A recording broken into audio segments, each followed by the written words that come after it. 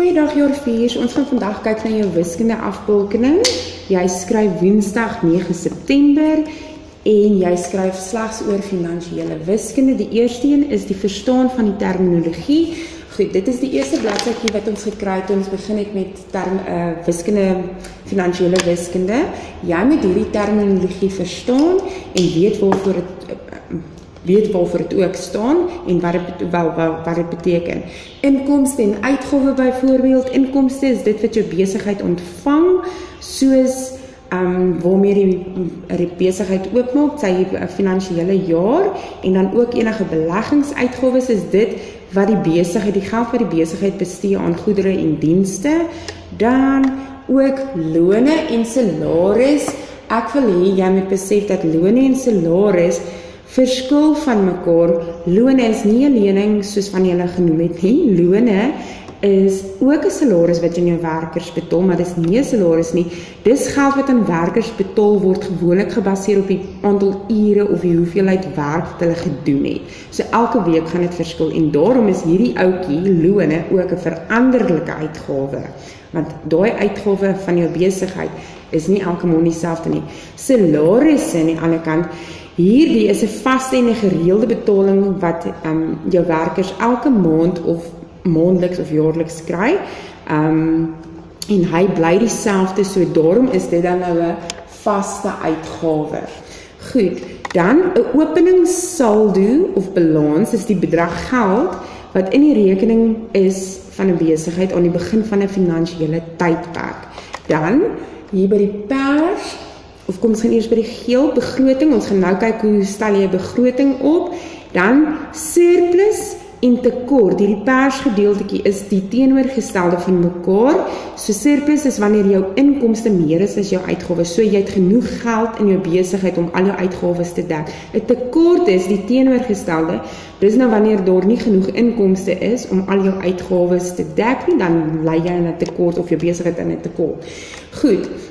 En dan ons gaan ook kyk na die vaste en die veranderlike uitgawes, die verskil tussen dit.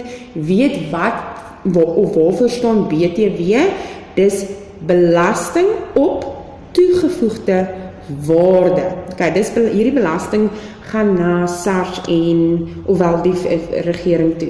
Dan verdienste. Nou verdienste is dit wat jy kry op jou salarisstrootjie. Die geld wat waarvoor jy gewerk het. Nou jou verdienste is gewoonlik jou bruto inkomste. Dit gaan nie dadelik in jou rekening. So jou bruto inkomste, dis jou gross pay, hierdie ouetjie hierso.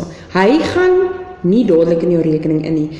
Hierdie totale salaris is voor enige aftrekkings. So hulle doen eers jou aftrekkings en dan kry jy 'n netto salaris. Dis hierdie oranje een.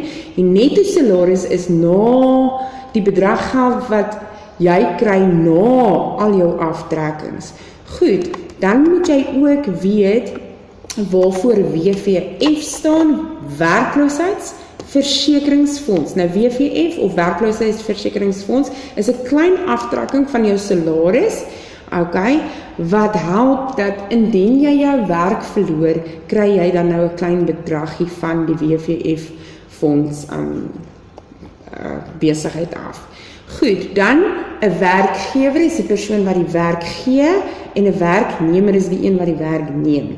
Dan BTW ingesluit is wanneer jou prys of die prys wat jy vir jou goedere vra, daar is reeds BTW bygevoeg, so dis jou finale prys. As die BTW uitgesluit is, dan moet dit nog bereken word, die BTW. So dis die prys voor jou BTW bygevoeg is. Goed, dan gaan ons na die opstel van jou begroting en hier is jou begroting. Ek wil hê julle moet baie seker maak, in die geskrewe stukkie gaan jou inkomste wees en jou uitgawes word alles hier gelys. Goed, so hierso sê hulle vir ons, meneer Nkosi het 'n besigheid, Magalies Manufacturing and Design, so met sy broer begin. Op 1 Augustus was hulle inkomste soos volg. Daar sê vir hulle vir jou, dis die inkomste. Die totale inkomste of die bankbalans van die besigheid was R55.000. Okay, so dis 'n inkomste, dis waarmee die besigheid begin het, dis die openingssaldo. Nou meneer Nkos het ook 'n bedrag geld by Capitec vir die besigheid gaan belê en op hierdie belegging het hy dan nou rente vir die besigheid ontvang. Sien, dit word rente genoem hierdie inkomste en dit was R2500. Dan sê hulle vir jou uitgawes vir Augustus 2024. Hier is my uitgawes. Alle uitgawes word net so gelys met hulle bedrag. Dan as jy die begroting gaan opstel, gaan jy nou gaan en al die inkomste, nou die inkomste onthou, dit is hier. Die inkomste is gewoonlik nie so baie bedrag wat daar neergeskryf word nie. Die inkomste, jy gaan die beskrywing hier skryf, die openingbalans, dis nou daai saldo waarmee die besigheid begin het op 'n finansiële finansiële jaar. Dan die rente, dis daai belegging wat hy belê het, was R2500.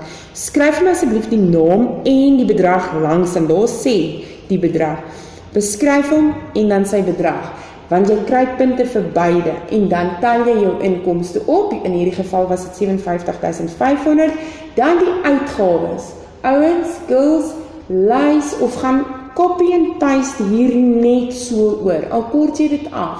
Copy and paste dit net so met die bedrag reg langs dit. Tel dit op, kry die totaal uitgawes en hier kan ons sien dat my inkomste is minder as my uitgawes. Goed.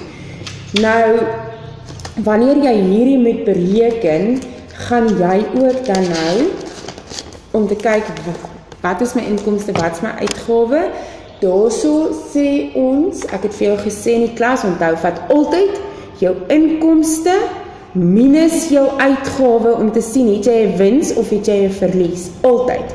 Nooit andersom nie, altyd so, maak nie so watter een is groter nie, altyd inkomste minus uitgawe, in die geval 57.500 minus 67.600, en as jy op die calculator gaan kyk, en jy sit dit reg, dan gaan jy sien, jy het 'n minus vooraan, dan weet jy het 'n tekort. So, as jy 'n calculator vat, ouens, asseblief, sit hom langs jou neer, moet hom nie soos 'n selfoon hanteer nie, want mens druk partykeer per ongeluk knoppies, verkeerde knoppies, en dan maak jy foute. Reset, die heel eerste ding wat jy doen, 1, 2, 3, reset jou calculator in die agterkant. Goed, en ons gaan hierdie gou in die calculator tik, net om vir jou te wys, 57.500 minus 67.600 is gelyk aan, en op my calculator sien julle, gee hy vir my 'n minus 10.100 bedrag, wat beteken hy is 'n tekort. Right, dan gaan ons terug na ons, daar sy, skies, dan moet jy ook die vaste en veranderlike uitgawes, die verskil tussen die twee ken. Nou daai vaste en veranderlike uitgawes kry jy op jou begroting. Dit is hierdie ouens daarso. Dis jou uitgawes. Jy moet nou gaan kyk watter is vas en watter is veranderlike. Onthou, 'n vaste uitgawe, die bedrag is elke liewe maand dieselfde. 'n Veranderlike uitgawe beteken die bedrag is nie elke liewe maand dieselfde nie. Jy het ook daai beskrywing hierso. Hier sê hulle vir jou. Vaste uitgawe kostes wat elke maand dieselfde is, byvoorbeeld jou huur en jou versekering, 'n voertuigpaaiement, veranderlike uitgawe. Hierdie koste gaan van maand tot maand verander, verskil. Byvoorbeeld jou brandstof, kruideniersware of jou kantoorbenodigdhede, want jy gaan nie elke maand dieselfde hoeveelheid van dit koop nie. So, jy gaan dit so lys. Hierso is my daar is my vaste uitgawes, byvoorbeeld maandelikse huur, voertuigpaaiement, versekering, salarisse, telefone op kontrak, dis alles vaste uitgawes.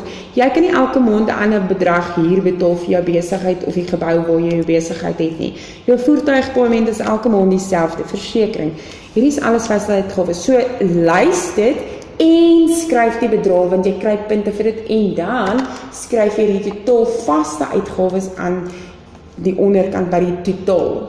Goed, dan die veranderlike uitgawes, byvoorbeeld jou water en elektrisiteit. Jy gebruik nie elke maand, of die besigheid gaan nie elke maand dieselfde hoeveelheid ligte aanskakel of masjinerie gebruik nie.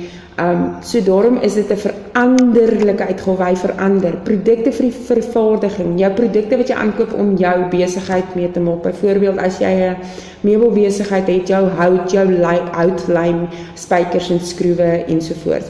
Bemarking en advertensie, veranderlik. Skryfbehoeftes en kantoorbenodigdhede, veranderlike. Brandstof, jou werkers of wie ook al met die voertuie ry of jou voertuie, hulle is nie elke dag op dieselfde roete nie, hulle ry nie dieselfde roete elke dag nie, so die brandstof, dis nou jou petrol en jou diesel gaan verskil. Jy lys dit en jy skryf die bedrag en jy tel dan die totaal hier op.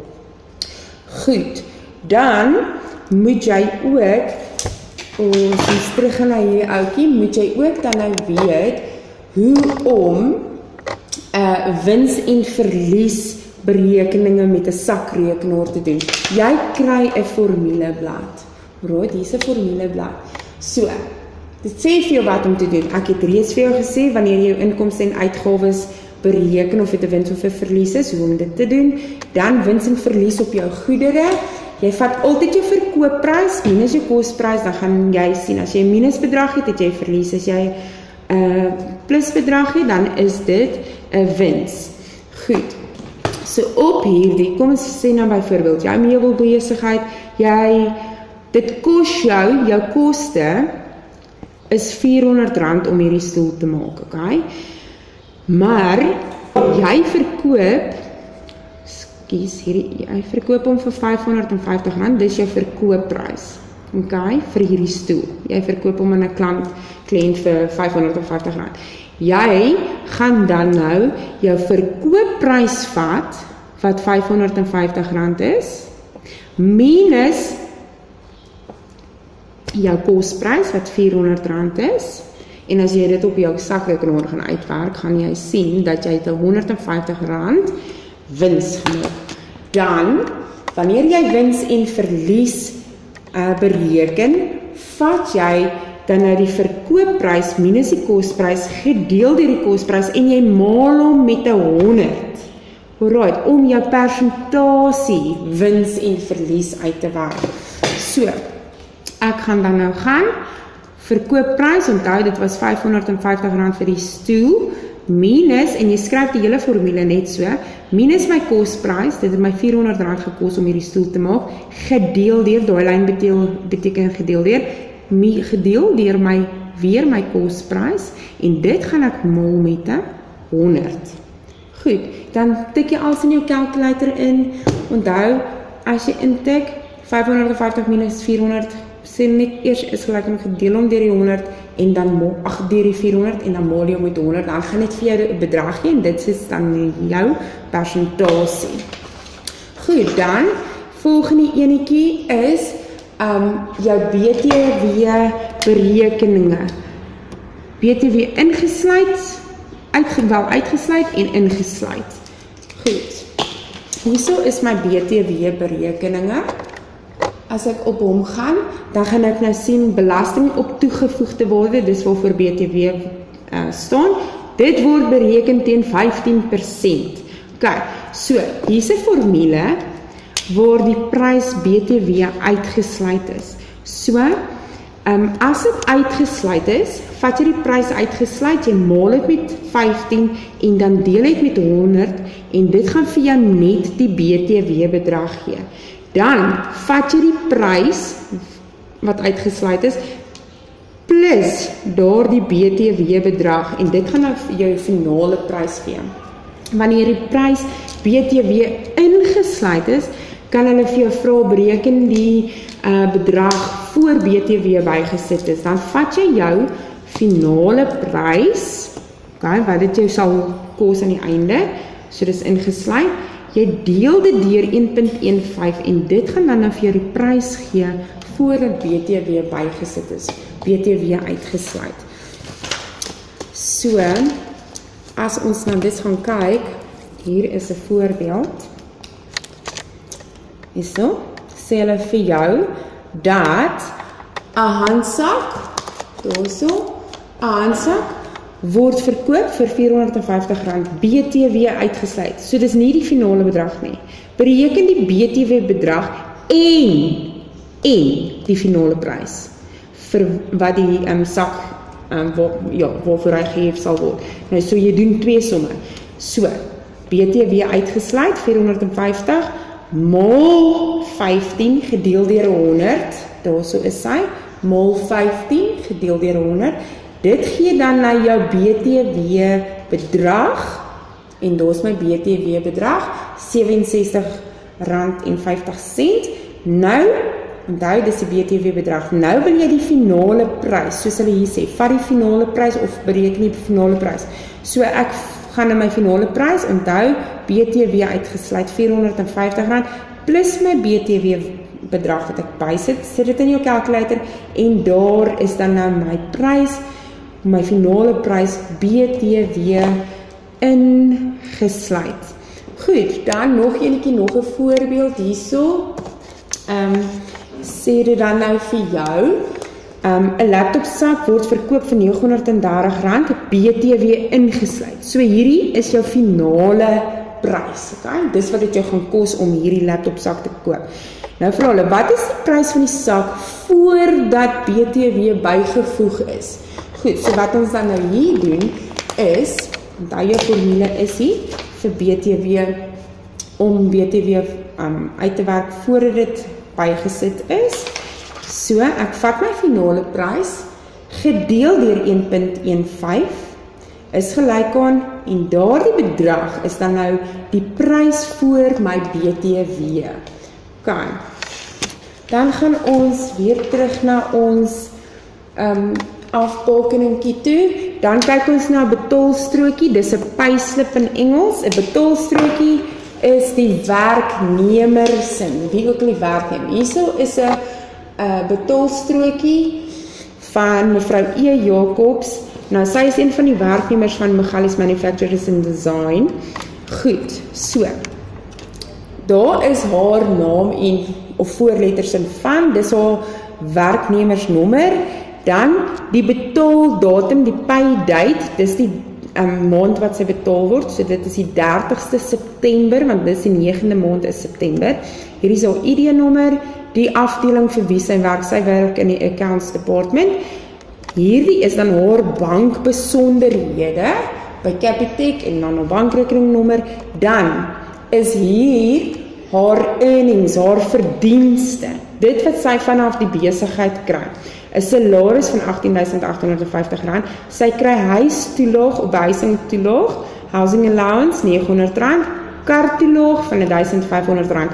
Nou hierdie is jou bruto salaris, gross pay, bruto salaris.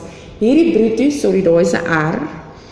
Hierdie bruto salaris gaan nie direk in jou rekening nie. So as ek al hierdie goedjies plus, ek tel dit op, gaan dit vir my hierdie bedrag gee. Hy gaan nie in jou rekening of jou bankrekening indirek nie. Hulle moet eers, of jy moet eers, die aftrekkings minus. Nou waar kry ek die aftrekkings, die deductions, dis hierbo. Hierdie is haar aftrekkings, income tax, dis inkomstebelasting, mediese fonds, pensioenfonds en dan die werkloosheidsversekeringsfonds. Al daai tel jy bymekaar, hierdie tel jy bymekaar en dit gaan vir jou hierdie bedrag gee, dan minus jy dit vanaf jou bruto salaris, dan die bedrag wat jy kry is jou netto salaris. Hierdie netto salaris, hierdie ouetjie gaan in jou bankrekening in. So hier is waar jy al die berekeninge gaan doen. Hier vra hulle, bereken haar totale verdienste. Al wat jy doen is, daar is al verdienste, plus dit net by mekaar. Onthou as hulle sê bereken, beteken dit jy moet die sommetjie wys, plus die antwoord. Dan bereken haar totale aftrekkings, daar is al haar aftrekkings, plus dit by mekaar, en daar is haar totale aftrekkingsbedrag. Jy kry 2 punte, een vir die som en dan een vir die antwoord. Bereken haar netto salaris. Nou soos ek gesê het, netto salaris is die een wat in jou bankrekening ingaan. So netto salaris, jy vat daai bruto salaris, jy het dit mos nou daar opgetel, minus jou aftrekkings, guys, sien 5.860 en dit gee dan na jou netto salaris. Dan vra hulle ook, wat is die bedrag wat in mevrou Jacobs of mevrou Jacobs se bankrekening inbetaal word? En daar is jou bedrag, dit is jou netto salaris, dis hierdie enetjie wat jy hier uitgewerk het. Hulle vra ook, wanneer word mevrou E. Jacobs betaal? Daar is dit, daar is my betaaldatum, alles op hierdie salarisstrokie. Dan vra hulle ook, wie ontvang die inkomstebelasting wat van haar salaris afgetrek word. Soos ek reeds genoem het, dis SARS, in Afrikaans is dit SAID, Suid-Afrikaanse Inkomstediens. Dan vra hulle ook vir jou, waarvoor staan die afkorting WVF? En hulle vra, hoekom word dit betaal? So WVF is werkloosheidsversekeringsfonds, en hoekom word dit betaal? Indien 'n persoon sy of haar werk verloor. Goed, dan die laaste enetjie waarna ons gaan kyk op jou afbalkening, is dan nou jou tilslip. Lekker maklik, tilslip, dit is nou wanneer jy Checkers toe gaan, Spar, Boulders, en jy gaan nou 'n tilslip gaan, of jy kry dan 'n tilslip. Goed, kom ons gaan na daai ouetjie toe. Net gou hier so oopmaak. Hier is 'n tilslip. Okay. Hierso is 'n tilslip, dit word ook 'n kasregisterstrootjie in Afrikaans genoem. So dis die plek waar jy gekoop het, hulle besonderhede, hierso hulle kontakdetails en dan ook hulle WAT-nommer en wie die kassier was. Cashier is die een wat die kassier was wat jou gehelp het by die til, die datum van die aankope wanneer jy hierdie goed gekoop het, as ook die tyd wanneer jy hierdie produkte aangekoop het. Goed, hierso gee hulle vir jou die beskrywing van al jou produkte en hierdie kant is die unit price. Nou dis vir een produk. Dan sê daar QTY, dit is quantity, hoeveelheid. Die hoeveelheid wat jy gekoop het en dan die bedrag. Goed. So, hierdie met die sterretjie is die produkte waarop daar nie BTW gevra word nie. Die ander het almal BTW op. Nou hoekom maak hulle sodat sekere produkte BTW vry is? As jy hier gaan kyk, dis brood, melk, rys. Dis basiese benodighede wat mense nodig het. So hulle vra nie ekstra BTW, dis BTW vry items. Hulle vra nie BTW op hierdie produkte nie, want mense kan nie altyd daai ekstra 3, 4, 5 of 10 rand betaal of bekostig nie. Goed, dan sê nou maar hulle vra vir jou bereken die brood se totale bedrag. Dan bereken jy dit. Hoeveel brood het ek gekoop? Die quantity, hoeveelheid is 2 brode. Jy gaan sê R17.99 maal 2 en dit gee dan nou my 'n totale bedrag van R35.98 vir 2 brode. Dan op die salaris, op die kasregisterstrootjie is daar ook die total VAT, dis jou totale BTW wat teen 15% is. So op al hierdie produkte was dit R8.82. Dis die BTW wat dan nou op hierdie gecharge is of ja, wat hulle gevra het op het. Jou total amount is jou totale bedrag wat jy dan nou betaal.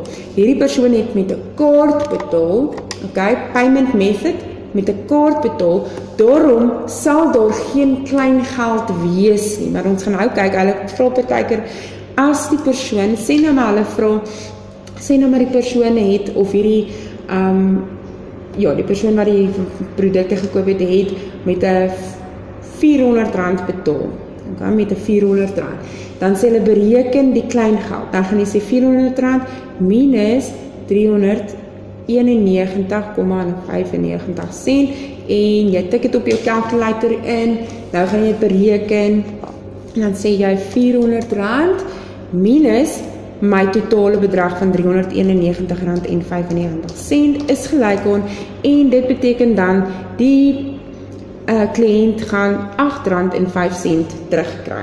So jy doen die hele berekening. Alright. Dan, onthou, ek het vir jou gesê, VAT, hoewel ons het dit in die klas genoem, VAT exempt items beteken geen BTW, dis nou daai BTW vry items, daai met die sterretjie langs aan. Goed, hierso vra hulle maar op so 'n kasregisterstrootjie is daar vra soos, wat is die datum en tyd wat op die kasregisterstrootjie aangetui word. Jy gaan net en jy kopie dit maklik. Daar is ons my datum as ook my tyd. En jy skryf al 2 neer. Lees asseblief julle vrae 2 keer as jy moet. Wie was die kassier wat hierdie transaksie verwerk het? Ons sien daarso, dis Peter Watson.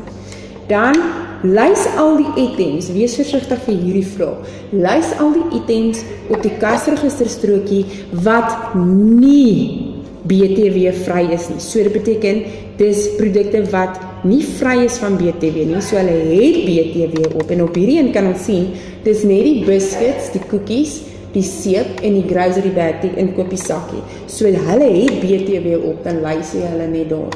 Dan sê hulle vir jou, as, hierso, nou, daar het ons nou uitgewerk. So hulle kan vir jou sê, as die, of as jy R400 kontant betaal het, hoeveel klein geld sal jy ontvang het? Nou, ons het reeds daai som dubbel gedoen. R400 minus daai is gelyk aan dit. Okay, maar in die geval sy het nou nie, sy het met 'n kaart betaal. Nou vra hulle, watter items was die duurste en, dit beteken jy gaan 2 goed skryf. Wat was die prys van hierdie item? So, rys was die duurste, as ons gaan kyk, jy kan nou kyk, quantity per item, die unit prys, en ons kan sien, die rys was R85 gewees. So hulle sê, watter item was die duurste, en dan moet jy ook die prys langs skryf, en dis mos nou maklik. Dan, wat is die totale BTW bedrag wat op die kasregisterstrokie gehef word? Dit is daar die total VAT teen 15%. Okay. Dan die heel laaste ding wat ek net wil noem is, jy moet werk deur die finansiële afdeling van die eksamenvraestel vir kwartaal 2. Okay. Ons het hierdie werk, het ons reeds ook in kwartaal 2 gedoen, so dit is niks onbekend nie, en dan hierdie kwartaal het ons dit weer gedoen, so ek glo julle sal fyn wees, ek weet julle sal fyn wees, julle moet lekker leer, hard leer, julle is amper daar, na hierdie is dit nog net 1 kwartaal, my wens is vir elkeen van julle dat julle rustigheid sal hê wanneer jy skryf, en dat jy lekker sal skryf, aangesien jy hard gaan leer, en dat jy baie goed sal doen. Okay, julle baie sterkte vir die eksamen, ek dink aan julle, ofwel vir die toets, baie sterkte, ek dink aan julle, en julle sal goed doen. Alright, toodles!